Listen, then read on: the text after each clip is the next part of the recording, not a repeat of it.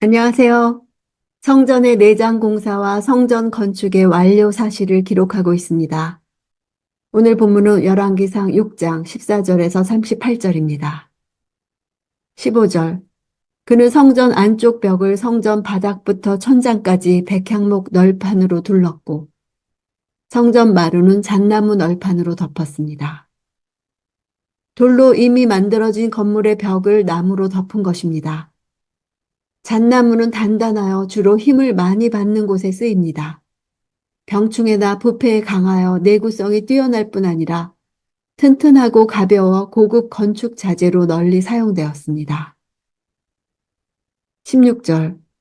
그는 성전 뒤쪽 20규빗을 바닥부터 천장까지 백향목 널판으로 나눠 성전 안의 안쪽 성소, 곧 지성소를 만들었습니다.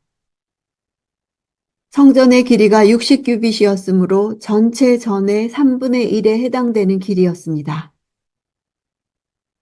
안쪽 성소는 말하다, 기도하다 라는 뜻에서 유래했습니다. 이는 하나님께 아뢰고 응답을 얻기 위한 기도와 계시의 장소를 의미합니다. 지성소로 번역된 표현을 직역하면 거룩함들 중에 거룩함입니다. 성전에서 가장 거룩한 장소를 뜻합니다. 20절. 안쪽 성소는 길이가 20규빗, 너비가 20규빗, 높이가 20규빗이었습니다. 그는 그 안쪽에 순금을 입혔고 백향목 제단에도 순금을 입혔습니다. 지성소는 성전 전체의 높이가 30규빗인 것에 비하면 10규빗 차이가 있는데 이것은 지성소를 성소보다 10규빗, 즉 5m 높게 만들었기 때문입니다. 그래서 성소에서 지성소로 들어가려면 계단을 이용해 올라가야 합니다. 이렇게 만든 이유는 지성소 전체를 하나의 커다란 제단으로 보았기 때문입니다. 히브리인들에게 정방형은 절대적 완전을 상징했습니다. 지성소를 정방형으로 지은 것은 이전에 임재하실 하나님의 완전하심을 상징합니다. 순금을 입혔다 할 때 입혔다는 단어는 금을 녹여 나무 위를 도금한 것이 아니라 금을 넓게 펴서 목재에 금을 입힌 것을 뜻합니다. 얇은 금박이 아니라 오히려 다시 벗겨 조곡물로 사용할 수 있을 정도의 두꺼운 금박을 의미합니다. 솔로몬은 성전을 위해 그가 가진 거대한 양의 순금들을 아낌없이 사용했습니다. 지성소에 사용된 금의 양이 무려 600달란트, 18톤에 달했습니다. 역대기에 의하면 다윗이 성전 건설을 위해 준비한 금의 양은 10만 달란트로 약 3,750톤 정도 되는 막대한 양이었습니다. 여기에 나오는 백향목 제단은 성소와 지성소를 나누는 칸막이 바로 앞에 위치한 분향단으로 추정합니다. 지성소로 들어가는 입구 바로 앞 성소 중앙에 위치했지만 기능적으로나 상징적으로 지성소와 밀착되어 있어 지성소에 속해 있다고 말한 것으로 추측합니다. 21절. 솔로몬은 성전 안쪽에 순금을 입혔고 금을 입힌 안쪽 성소 앞에는 금사슬을 들이었습니다. 지성소 앞에 드리워진 금사슬은 지성소 입구에 그룹이 수놓인 휘장을 묶는 역할을 했을 것입니다. 내벽 전체가 순금으로 장식된 성전은 미래에 완성될 새 예루살렘, 즉 하나님 나라의 영화로움을 상징합니다. 23절. 안쪽 성소에는 올리브 나무로 만든 두 그룹이 있었는데 각각 그 높이가 10규빗이었습니다. 올리브나무의 목재는 굳을 뿐 아니라 무늬도 곱고 향기가 좋아서 목공용으로 사용되었습니다. 지금도 팔레스틴에서는 고급 가구의 재료로 사용되고 있는데 적당한 수령에 도달하면 멋진 호박색 나뭇결에 화려한 윤이 나기 때문입니다. 성경에서 올리브나무는 나무들의 왕으로 비유되었고 왕의 즉위식 때에는 올리브 기름이 하나님의 선택과 주권의 상징으로 부어졌습니다. 성경에서 그룹은 에덴의 생명나무를 지키도록 임명받은 존재로 처음 등장합니다. 성전에 있는 그룹들은 성막에 있었던 그룹들과 규모적으로나 형태적으로 많은 차이를 보입니다. 성막의 그룹들은 언약궤 덮개로 세워진 자그마한 형상이었던 것과 달리 솔로몬 성전의 그룹들은 키가 약 5m에 달하는 거대한 형상으로 지성소의 절반의 높이를 차지하고 있었습니다. 법궤는 종종 하나님의 발등상으로 불리는데 이것은 그룹 사이에 좌정하신 하나님께서 법궤 위에 발을 얹고 계시다는 이미지에서 나온 표현입니다. 제사장은 상징적으로 다시 에덴 동산에 들어간 것입니다. 죄 때문에 쫓겨날 수밖에 없었던 곳으로 들어갈 수 있게 해주신 것입니다. 27절. 그는 성전의 지성소 안에 두 그룹을 두었는데 그 모습은 날개를 펼친 것으로 한 그룹의 날개는 한쪽 벽면에 닿았고 다른 그룹의 한쪽 날개는 다른 쪽 벽면에 닿았으며 지성소 중앙에서 두 그룹의 날개가 서로 닿았습니다. 두 그룹의 네 날개가 연이어져 지성소의 전면을 빈틈없이 차지하고 있었습니다. 이는 그룹 아래에 있는 언약궤 위 속죄소에 임재하시는 하나님의 영광과 능력이 충만하다는 것을 상징할 것입니다. 1년에 한 번씩 지성소에 들어가는 대제사장은 언약궤를 날개로 덮고 있는 이 거대한 그룹들을 정면으로 바라보면서 압도되었을 것입니다. 28절. 그는 그룹들도 금을 입혔습니다.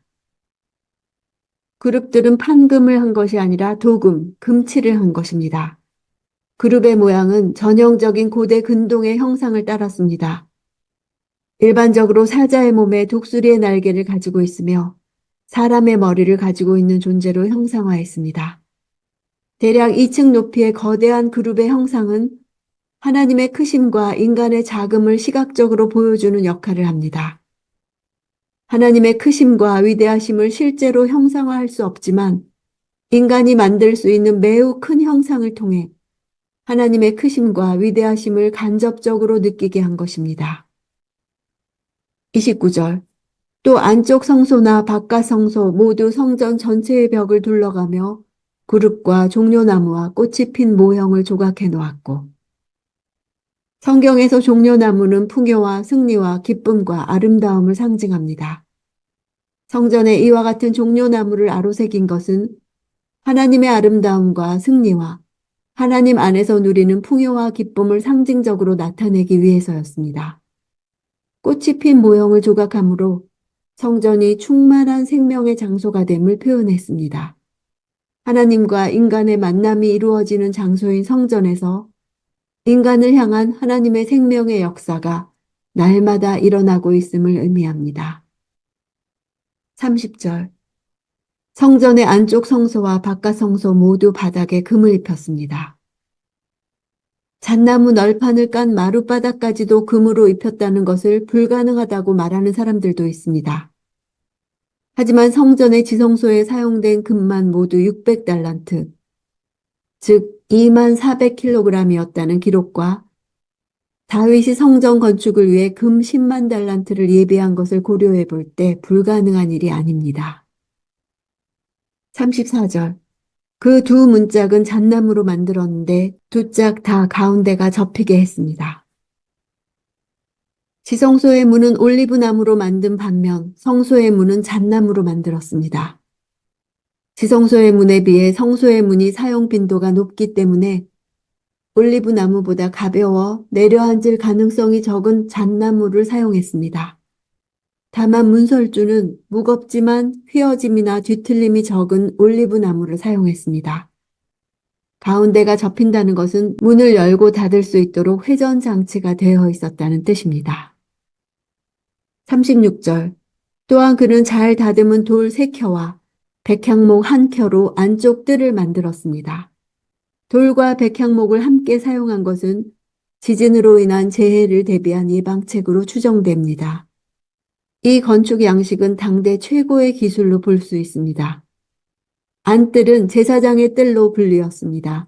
이 안쪽 뜰 담의 높이는 백성들이 담 안에서 벌어지는 일들을 볼 수 있을 만큼 낮았습니다. 37, 38절. 여호와의 성전의 기초는 4년 15월에 놓였고 11년 불월, 곧 8째 달에 성전은 설계도에 따라 그 모든 세부 구조가 완성됐습니다. 그가 성전을 짓는데 7년이 걸렸습니다. 성전 건축은 꽃이 피는 시점에 시작되어 7년 6개월 후 가을 열매를 추수하는 시기에 완성되었습니다. 이는 성전 건축이 이스라엘에게 있어 꽃과 같이 화려하고 영광스러운 것이며 추수기의 열매와 같이 아름다운 믿음의 결실이라는 것을 암시합니다.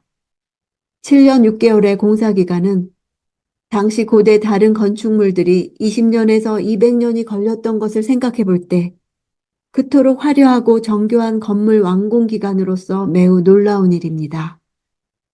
이는 성전이 화려했지만 작은 규모였고 많은 인원이 일시에 동원되었고 다윗 시대부터의 세심한 준비가 뒷받침되었기 때문에 가능했습니다. 설계도에 따라라는 말은 본장의 결론과도 같습니다. 성전의 계획과 설계는 하나님께서 다윗에게 가르쳐 주신 것을 다윗이 솔로몬에게 일러준 것입니다. 성전은 계획뿐 아니라 구체적인 설계와 양식까지도 하나님의 인도하심을 따라 건축된 것이라고 말할 수 있습니다. 솔로몬 성전의 성소와 지성소 벽에 그룹과 종려나무 활짝 핀 꽃 모양을 새긴 것은 그룹과 식물과 하나님과의 교제가 있었던 에덴을 떠올리게 합니다. 성전 전체가 에덴 동산의 모형으로 의도되었음을 알 수 있습니다. 하늘 성전을 반영했던 에덴이 인간의 죄악으로 무너졌지만 이제 구속을 통해 그 성전을 회복하시고 에덴 성전이나 광야 성막보다 더 나은 사람 성전을 만들려는 하나님의 계획을 엿볼 수 있습니다. 성전은 하나님이 자기 백성들 가운데 거하신다는 사실을 확인시켜주는 건물입니다.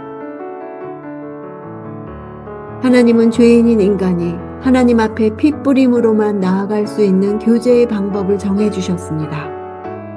오직 성전에서만 하나님과 인간의 만남이 있습니다.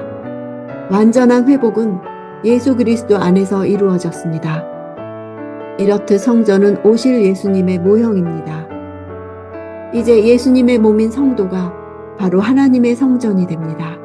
금이 아니라 하나님의 언약궤와 임재가 성전을 영광스럽게 하듯이 오늘 나를 영광스럽게 하는 것은 내 안에 계시는 하나님과의 실제적인 관계에 있습니다.